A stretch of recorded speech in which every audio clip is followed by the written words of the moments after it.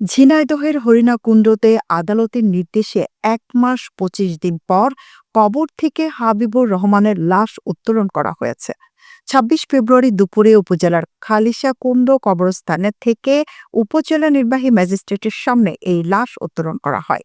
হাবিবুর হরিণাকুণ্ড উপজেলার ওই গ্রামের মৃত হাজী আলপর আলী বিশ্বাসের ছেলে। গত ১ জানুয়ারি ঝিনাইদহ শহরের আরাপুর এলাকার পারভিন নামের এক বাসায় তিনি মৃত্যুবরণ করেন। এ সময় তার ভাই ভাতিজারা জানান হাবিবুর রহমান স্ট্রোকজনিত কারণে মৃত্যুবরণ করেছেন।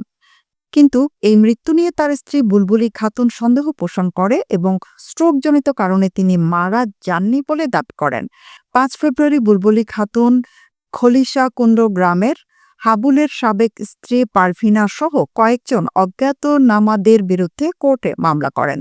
পরবর্তীতে বিষয়টি নিশ্চিত হতে কোর্ট হাবিবুরের পোস্টমর্টেমের নির্দেশ দেয়। এই নির্দেশানুসারে হরিণাকুণ্ড থানা পুলিশের সহযোগিতায় বুধবার দুপুরে হাবিবুর রহমানের মরদেহটি কবর থেকে উঠানো হয়।